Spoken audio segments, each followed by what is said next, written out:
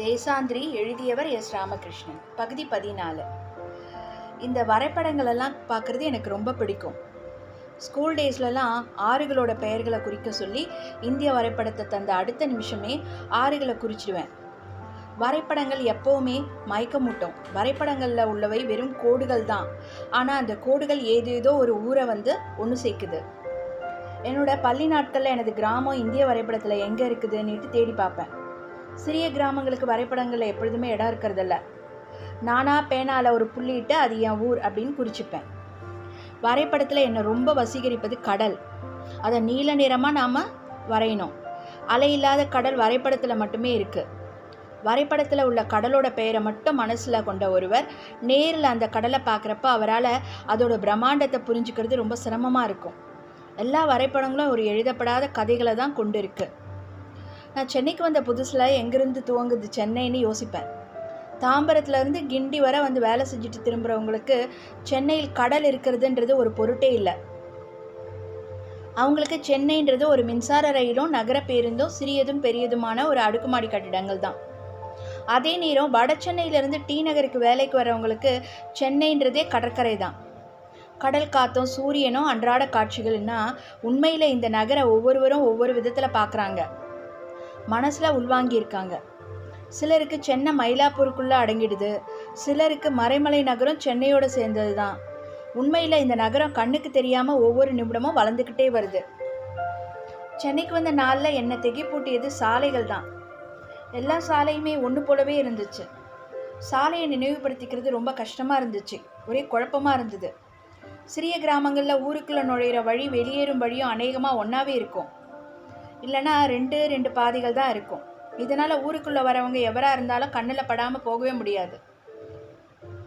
ஆனால் சென்னை நூற்றுக்கணக்கான பாதைகள் கொண்டது.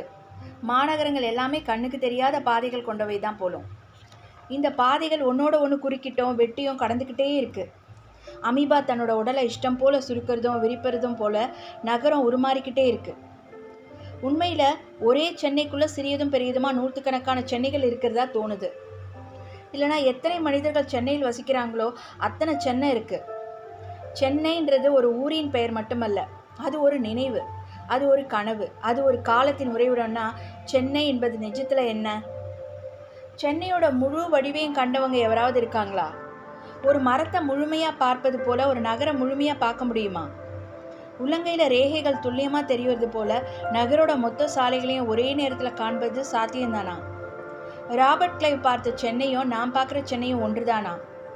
இல்லை காலம்தான் திரையிட்டு அதை மறைச்சிருக்கா? இந்த கேள்விகள் எல்லாத்தையும் மீறி மற்ற ஊர்க்காரங்களுக்கு சென்னை ஒரு கனவு பிரதேசம். இந்த கனவு வேலையோ சினிமாவோ அதிர்ஷ்டமோ கல்வியோ அதெல்லாம் அவரவர் விருப்பம் சார்ந்தது. ஆனால் சென்னைக்கு போகணுன்றது ஒட்டுமொத்த தமிழ் மக்களோட கனவு. வீட்டை விட்டு ஓடி போக வேணும்னு நினைப்பவன் முதல்ல தேர்வு செய்கிற இடம் சென்னை. ஒரு மாபெரும் சிலந்தி வலையை போல இந்த நகரம் மனுஷங்களை தன் வசம் இழுத்துக்கிட்டே இருக்கு. சென்னைக்கு வந்த புதுசில் பகல் பொழுதுகளை நூலகங்களிலும் ஃபிலிம் சொசைட்டி திரைப்படங்களிலும் கழித்த எனக்கு மிகப்பெரிய ஆறுதலாக இருந்த ஒரே இடம் சோழமண்டலம் ஆர்டிஸ்ட் வில்லேஜ். ஓவியங்களையும் சிற்பங்களையும் பார்த்து ரசிக்கிறதுக்கு நம்ம பரிச்சயம் கொள்ளவே இல்லை. சிறிய கிராமங்களில் கூட அருமையான கோயில்கள்லாம் இருக்குது. பிரகார சுவரில் ஓவியங்கள்லாம் இருக்குது. கல்லில் செய்த பேரழகுமிக்க சிற்பங்கள்லாம் இருக்குது. ஆனால் அது நம் கண்ணில் விழவே இல்லை.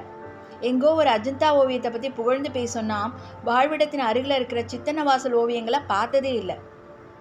குறிப்பாக நவீன ஓவியங்கள் நவீன சிற்பங்கள் குறித்த நமது பார்வை ரொம்ப பலவீனமாக இருக்குது. அதை வெறும் கிறுக்கல் அப்படின்னு தான் நம்ம புரிஞ்சிக்கவே இல்லை.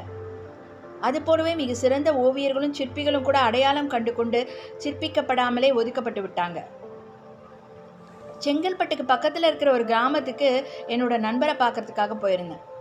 அவரோட வீட்டில் ஒரு 5 வயசு பையன் ஒருத்தன் சீன களிமண்ணால் ஏதோ செஞ்சுட்டு இருந்தான்.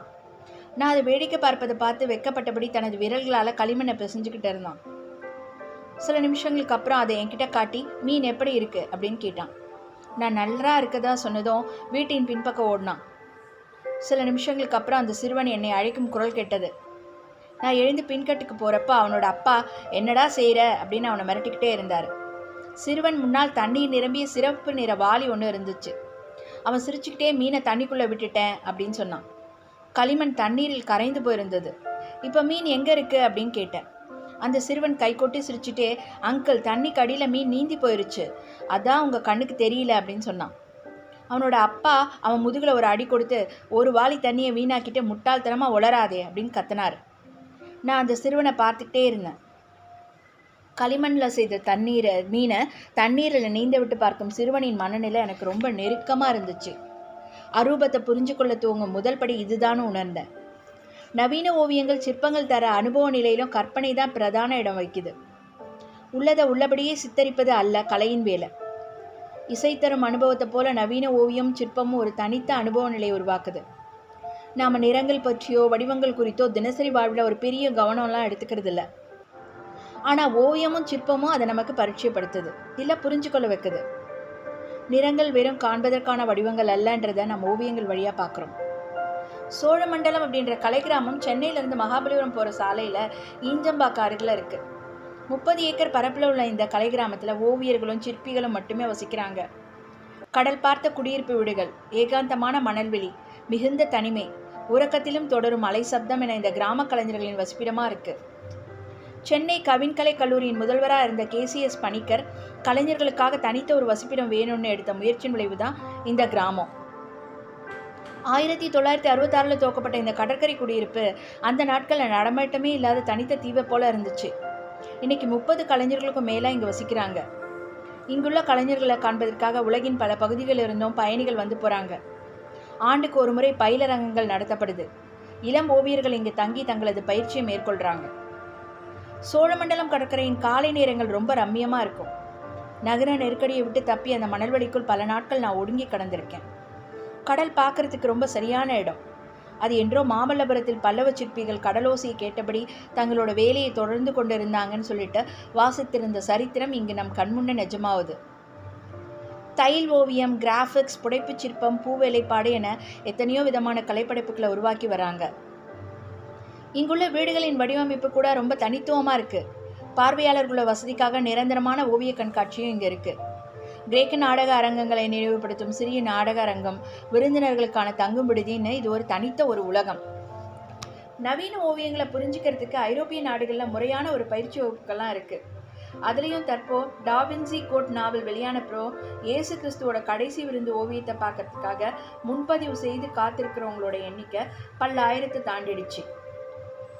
இசையே அல்லது நாடகத்தை ரசிக்கிறது போல ஓவியங்களை ரசிக்கிறத விட்டு நாம் விலகி வந்துட்டோம். இல்லைனா அது உயர் வகுப்புக்கு உரியதுன்னுட்டு ஒதுக்கிட்டோம். சென்னையில் 10க்கும் மேற்பட்ட சிறந்த கேலரிகள்லாம் இருக்குது. மாதம் ஒரு முறையாவது இந்தியாவின் சிறந்த ஓவியங்கள் காட்சிக்கு வைக்கப்படுது. ஆனால் அதை பார்க்குறவங்களோட எண்ணிக்கை ரொம்ப கம்மி தான். நான் எந்த ஒரு பெரிய நகரத்துக்கு போகிறப்போ நூலகங்களுக்கு அடுத்து நிறைய நேரம் செலவிடுவது ஓவியங்களை பார்க்க தான். அதுலேயும் டெல்லி, மும்பை போன்ற நகரங்களில் கேலரிகள் சமகால கல அடையாளத்தின் முக்கிய மையங்களாயிடுச்சு. ஓவிய கண்காட்சிகளோட கவிதை வாசித்தல், உரையாடல், திரையிடல் என்று கலாச்சார நடவடிக்கைகளுக்கான மையமாக கேலரிகள் மாறி இருக்கு. சென்னையில் வசிக்கிறவங்களோட 1% கூட இங்குள்ள லலித் கலா அகாடமியை கண்டவர்கள் இல்லை அப்படிங்கிறது தான் நிஜம். புல்லாங்குழல் சாலையோர கடைகளில் விற்கப்படுது. 10 ரூபாய் கொடுத்தா விலைக்கு வாங்கிடலாம். அதனால் மட்டும் நீங்கள் வாத்தியக்காரர் ஆகிவிட முடியாது. அந்த புல்லாங்குழலை வாசிக்கிறதுக்கு நீங்கள் குறைஞ்சது 2 வருஷமாவது பயிற்சி எடுக்காவிட்டால் அது வெறும் மூங்கில் தான். அதுபோல தான் எல்லா கலைகளும் சுயத்தன்மையோடு தொடர்ந்த உழைப்பையும் வேண்டுது. வெறும் அலங்கார பொருளாக மட்டுமே நாம் நேற்று வரை நினச்சிருந்த வந்த நவீன ஓவியங்களை புரிஞ்சு கொள்ள துவங்குறதுக்கு அதை நாம் தொடர்ந்து அவதானிப்பதும் எளிய முறையில் அதன் அடிப்படைகளை அறிஞ்சு கொள்வதுமே நம்ம சுலபமான ஒரு வழி.